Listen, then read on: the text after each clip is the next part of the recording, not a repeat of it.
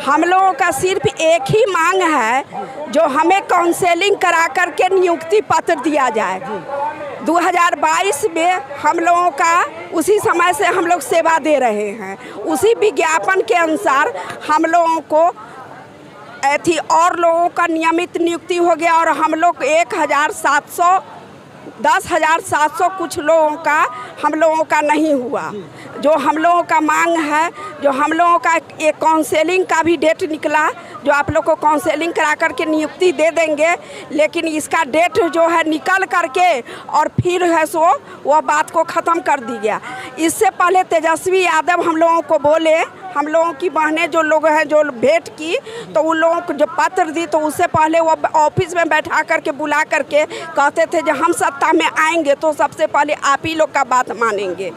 लेकिन जब सत्ता में आए तो लोग जब उनके सामने जाने के लिए थिया तो उनका जो रक्षक लोग हैं वो कहते थे कि आप कौन हैं, तो एनएम है।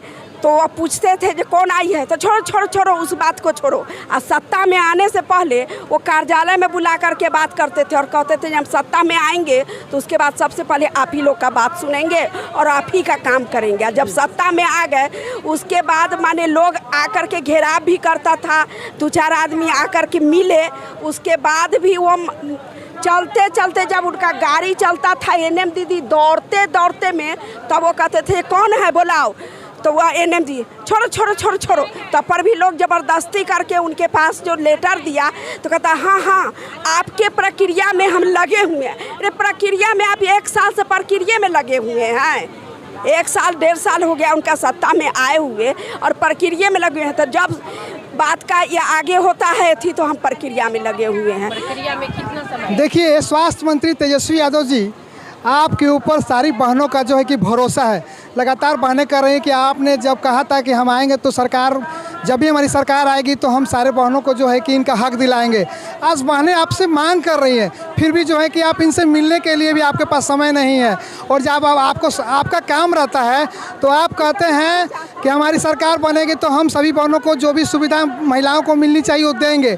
और क्या कहेंगे आप? यही चाह रहे हैं जो हम प्रक्रिया में लगे हुए हैं, मतलब जो उनका चुनावी मसला जो है वो प्रक्रिया में लगे हुए हैं। तो किसी तरह चाह रहे हैं जो गुमराह करके चुनावी मसला के चलते इनको हम लोग को एक दे रहे हैं, थमा रहे हैं, जो हम प्रक्रिया में लगे हुए हैं, किसी तरह भाग टार दे रहे हैं। हाँ, जो हम किसी तरह मेरा चुनावी मसला कम से कम हो जाए, उसके बाद फिर भी वो भाट टारेंगे। तो कब तक भाट टारेंगे? हम लोगों का सिर्फ एक ही मांग है, जो काउंसेलिंग करा करके 10,709 आदमी का काउंसेलिंग करा करके और नियुक्ति पत्र दिया जाए। एक बार डेट निकला जो गांधी मैदान में इसका अथी हो करके सबको बुला करके वहीं पर काउंसेलिंग करा करके अथी दे देंगे, फिर उस बात को लोग चौपेट करके और तय करके छोड़ दिया। कहाँ से हैं आप? हम मेहसी से हैं, पूर्वी चंपारण। पूर्वी चंपारण मेहसी से। हाँ। अभी क्या उम्मीद लग रहा है तेजस्वी यादव से? कुछ उम्मीद नहीं लग रहा है। हम लोगों का बातें नहीं सुन रहे हैं, सत्ता में आए हैं तो बातें नहीं सुन रहे हैं। हम लोगों को जब तक अगर इस मांग की पूर्ति नहीं करेंगे तब तक हम लोग अनिश्चितकालीन धरना पर बैठे रहेंगे। मुख्यमंत्री जी तो कहते हैं कि हम महिलाओं को सारी सुविधा दे रहे हैं, सब जगह सुविधा नहीं है, सब गुमराह कर रहे हैं। यह सब चुनावी मसला है ना सर, सुविधा है ना, यह सब चुनावी मसला है। जो चुनावी मसला उनका सॉल्व हो जाए बस बात खत्म है और हम लोग को झुनझुना छोड़ के हमारे कोरोना काल में हम लोग सारा परिवार को छोड़ करके और कोरोना में दिन रात हम लोग काम किए और 4 बार कोरोना इफेक्टेड हुए। क्या हम मर जाते तो हमको क्या देते?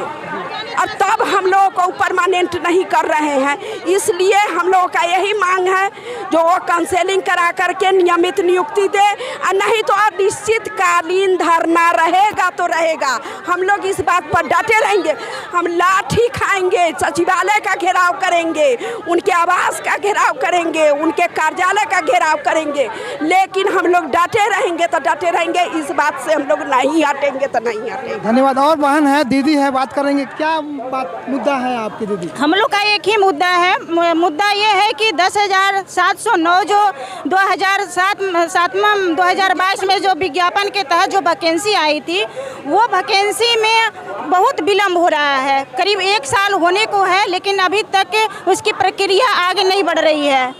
और सरकार क्या चाहती है, ये स्वास्थ्य मंत्री जी क्या चाहते हैं जो कि अभी तक वो भर्ती को रोके हुए हैं। बस हम लोग चाहते हैं कि हम लोग की काउंसलिंग करा करके नियमित नियोक्ति दिया जाए। आपके उप मुख्यमंत्री तेजस्वी यादव विभागीय मंत्री हैं, स्वास्थ्य विभाग के मंत्री हैं, लगातार वो कहते हैं कि हमारे विभाग में यदि बहाली हो तो सबसे ज़्यादा बहालियाँ हो रही है, फिर इस प्रकार की घटना देखने को मिल रही है। हो रही है लेकिन कोई फायदा का नहीं हो रही है। सर सबको नियमित नौकरी देना, नियमित नौकरी दे करके 11,500 में खटाना, ये क्या नौकरी हुई?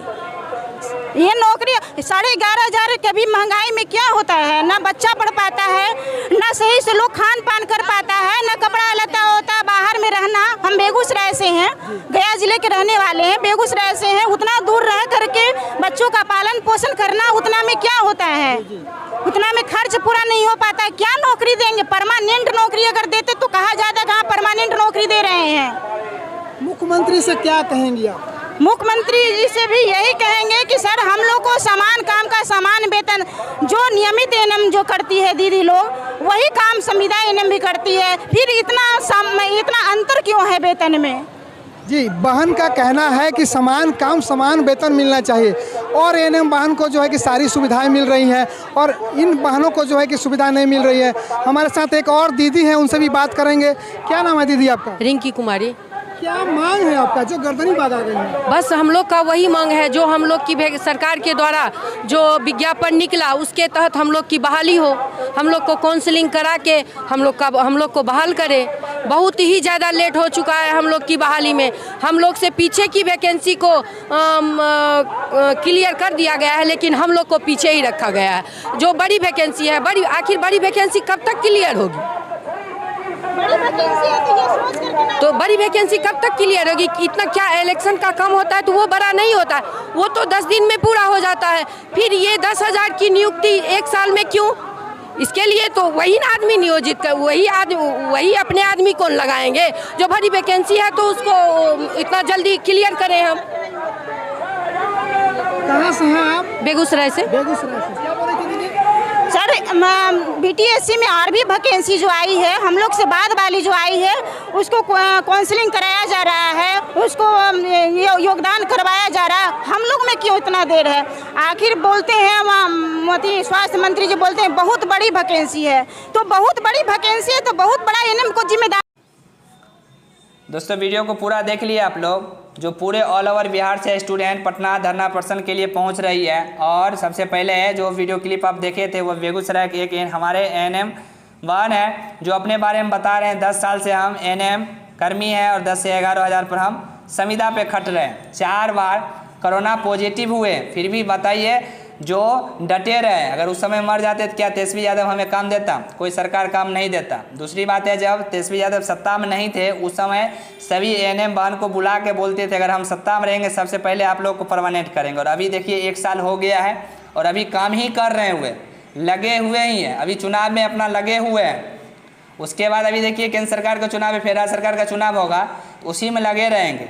और इधर जो है एग्ज़ाम के डर दिखा रहे हैं ताकि जो है टल जाए 2 महीना 3 महीना टल जाए ताकि फिर से मेरा चुनावी आ जाएगा और फिर से चुनावी मुद्दा रखेंगे, हमें जिता दीजिए तब हम आपको परमानेंट कर देंगे। ऐसा नहीं होना है। सभी स्टूडेंट को पटना पहुंचना है। जो भी स्टूडेंट अभी तक नहीं पहुंच रहे हैं सभी स्टूडेंट पटना पहुंचिए। लगातार यह अनिश्चितकालीन तक धरना प्रदर्शन रहेगा, तब तक सरकार मान नहीं जाती है जो काउंसलिंग के आधार पर इस वैकेंसी को क्लियर करेंगे तब तक आप लोग को धरना प्रदर्शन पे डटे रहना है। और जो स्टूडेंट अभी तक नहीं पहुंच रहे हैं उस सबसे आग्रह है जो आप लोग भी पहुंचिए, क्योंकि देख लीजिए एएनएम कर्मी जो संविदा पर कार्यरत है वे सभी स्टूडेंट पहुंच रहे हैं और पहुंचे हुए हैं और लगातार धरना प्रदर्शन 8 तारीख से जारी है और लगातार यह जारी रहेगा। इसीलिए जो भी स्टूडेंट अभी तक नहीं पहुँचे सभी स्टूडेंट पहुँचिए, क्योंकि देख लीजिए अलग अलग एएनएम कर्मी अपने मांगों को रख रहे हैं। दूसरी बात है सबको तो पहले हर 10,709 पोस्ट को काउंसलिंग के आधार पर सभी को परमानेंट जॉब दे और वेतन को भी बढ़ाना है। वेतन को भी मांग करना है कि 10,000 पे काम नहीं होगा और जो संविदा पर है उसको परमानेंट करे और 1 साल भी अगर संविदा पर आप कार्य करते हैं तो आपको पुराना पेंशन दिया जाए। यही 3 मांगों को लेकर सभी स्टूडेंट को पहुँचना और लगातार यह धरना प्रदर्शन जारी रहेगा। कल रात 10 बजे स्टूडेंट द्वारा यह वीडियो क्लिप भेजा गया था। आई होप कि इस वीडियो के माध्यम से जो जानकारी देने वाले थे हम आपको दे चुके हैं। चैनल पर नए हैं, चैनल को सब्सक्राइब कर और नोटिफिकेशन पर सेट कीजिए और वीडियो को ज़्यादा से ज़्यादा अपने दोस्तों को भी शेयर कीजिए ताकि उसे भी पता चले जो मेरे बारे में कोई धरना प्रदर्शन कर रहा है पटना के अंदर, हमें भी चलना चाहिए। जितना हो सके सोशल मीडिया पर इस वीडियो को शेयर कीजिए। Thank you.